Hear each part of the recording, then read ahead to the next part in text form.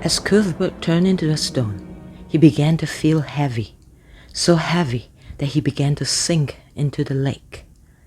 He sank and didn't stop until the water covered up until his neck.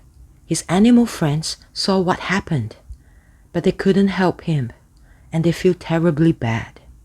Cuthbert shouted to his friends, I know you cannot save me, but please come and talk to me, because I will feel terribly lonely here alone."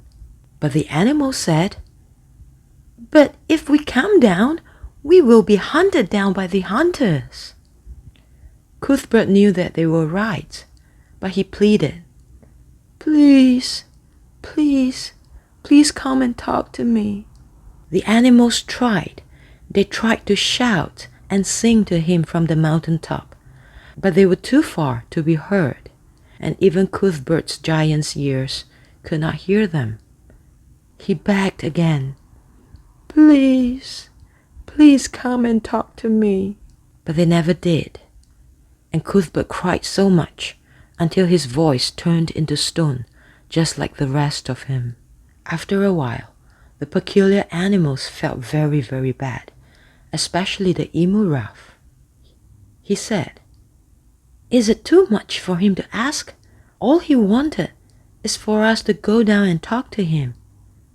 But the green bear said, "But it is very dangerous. If we go down and talk to him, who will take us back to the mountaintop now that Cuthbert has turned into a stone?" And the two-headed lynx said, "There is nothing we can do, unless we know how to reverse the witch's spell." And emu Ruff said,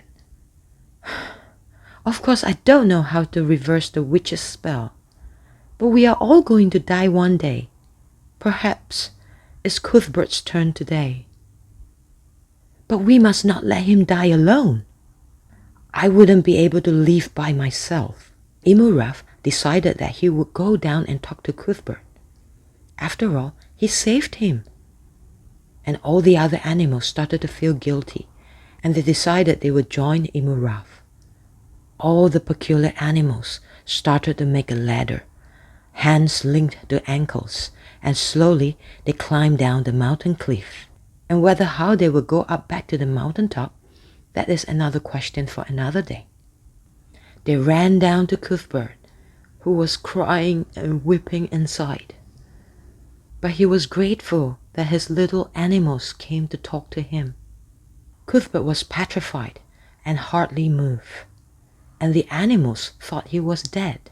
And emu Ruff pressed his ears against Cuthbert's body, and he said, "I can still hear his heart beating."